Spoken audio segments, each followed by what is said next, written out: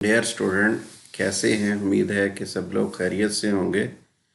आज हम लोग अपना अगला टॉपिक पढ़ने जा रहे हैं। जैसा कि आप देख भी रहे हैं, कंप्यूटर मेमोरी। कंप्यूटर मेमोरी जो है ये क्या है?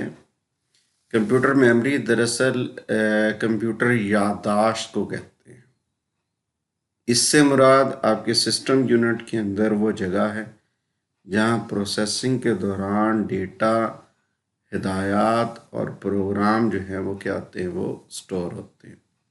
या यूँ कहें कि आपके कंप्यूटर का जो वर्किंग एरिया है वो क्या है, वो आपका मेमोरी है, जिसके बगैर जो है कंप्यूटर किसी भी किस्म का कोई भी काम जो है वो नहीं कर सकता। क्योंकि इनपुट डिवाइसेस के ज़रिए जो भी डेटा हम लोग कंप्यूटर के अंदर दाखिल करते हैं या प्रोसेस होने के बाद जो भी डेटा, जो भी इंफॉर्मेशन बनती हैं, वो सारी की सारी आके स्टोर जो वहाँ होती हैं, उस जगह को हम लोग क्या कहते हैं, मेमोरी कहते हैं। अब मेमोरी जो है अपनी खसूसियात के लिहाज से जो है दो अक़साम में तकसीम होती है। एक आपकी मेन मेमोरी है और दूसरी आपकी क्या है, सेकेंडरी मेमोरी है।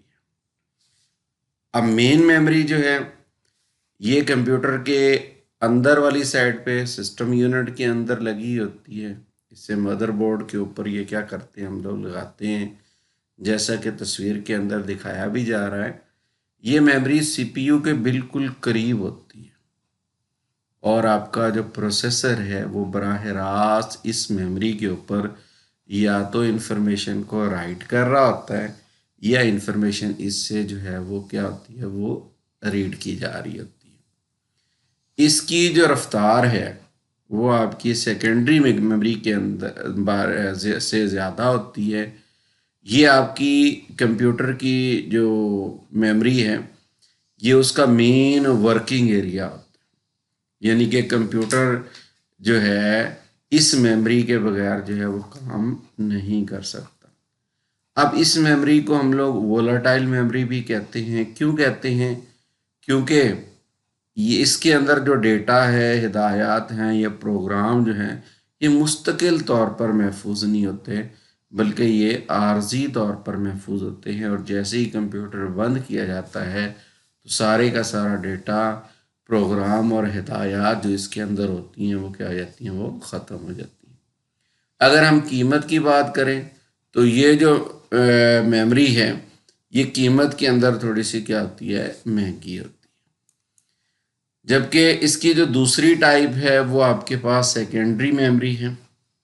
और सेकेंडरी मेमोरी जो है ये डेटा, प्रोग्राम और हिदायत वगैरह को मुस्तकिल तौर पर जो है महफूज करने के लिए इस्तेमाल होती है। इसको हम लोग नॉन वोलाटाइल मेमोरी भी कहते हैं। क्यों? क्योंकि इस तरह की मेमोरी के अंदर डेटा, हिदायत और मालूमात कंप्यूटर को बंद करने के बाद इस पे से ख़त्म नहीं होती। ये उस वक़्त तक मौजूद रहती हैं जब तक हमें इनकी क्या होती है, वो ज़रूरत होती है। अगर हम डेटा की स्टोरेज के हवाले से बात करेंगे, कितना डेटा जो है वो प्राइमरी मेमोरी में स्टोर हो सकता है और कितना जो डेटा है वो सेकेंडरी मेमोरी में, तो सेकेंडरी मेमोरी के अंदर बहुत बड़ी मिकदार के अंदर डेटा जो है वो स्टोर किया जा सकता है। और पर्सनल कंप्यूटर में सेकेंडरी मेमोरी की जो गुंजाइश है वो आजकल टेराबाइट के अंदर है, जबकि यहाँ पे उसने गीगाबाइट की बात की है। ये गीगाबाइट से भी ज़्यादा टेराबाइट के अंदर जो डेटा है इस पर स्टोर किया जा सकता है। इनमें हार्ड डिस्क है, फ्लॉपी डिस्क है, सीडी रोम वगैरह जो हैं ये अहम सेकेंडरी मेमोरीज़ हैं और इनको हम लोग सेकेंडरी स्टोरेज डिवाइसेस भी कहते हैं, जो आगे चल के हमने बहुत तफसील के साथ एक एक डिवाइस को क्या करना है, हमने पढ़ना है कि ये क्या हैं और इन पर डेटा जो है वो किस तरह से स्टोर होता है। अब देखें तो प्राइमरी मेमोरी, जिसको हमने मेन मेमोरी भी कहा, अब ये जो मेमोरी है इसकी सबसे कॉमन जो टाइप है वो रैम होती है। अब रैम जो है ये रैंडम एक्सेस मेमोरी का मुखफ़फ़ है। रैंडम एक्सेस मेमोरी से मुराद क्या है कि इसके किसी भी सेल को, किसी भी हिस्से को आप लोग डायरेक्टली जो है وہ پروسیسر کے ذریعے ریڈ کر سکتے ہیں اور اس پر رائٹ کیا جا سکتا ہے۔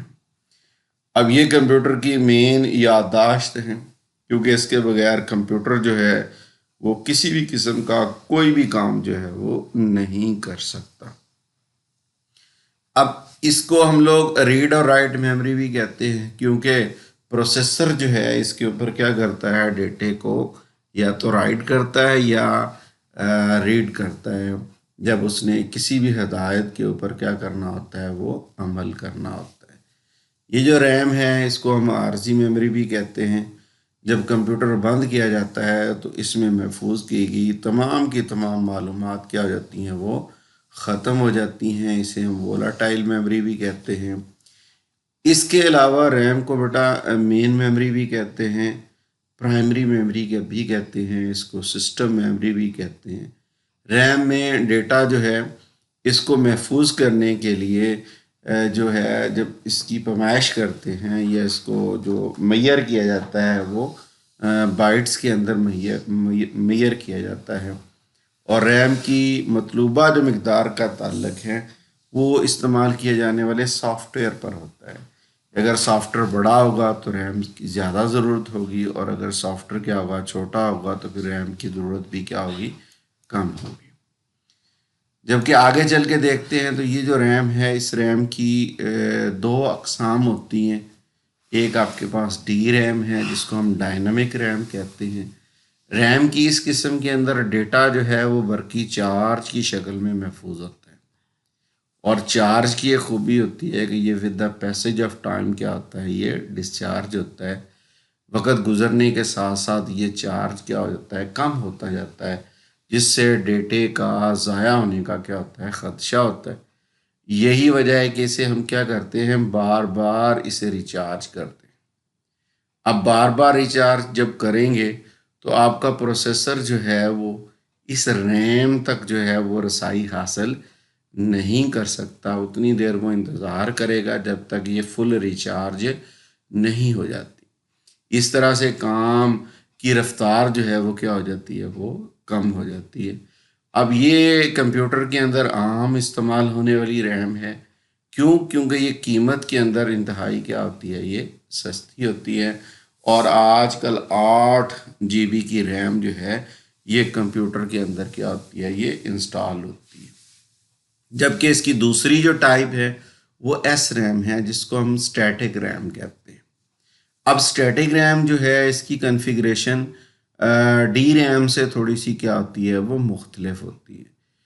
اسے جو ہے اس میں ڈیٹا جو ہے وہ چارج کی شکل میں ہی سٹور ہوتا ہے، لیکن یہ جو چارج ہے یہ وقت گزرنے کے ساتھ اس میں کمی نہیں ہوتی، بلکہ اس کو بار بار یوں کہہ لیں کہ اس کو بار بار ریچارج کرنے کی ضرورت نہیں ہوتی۔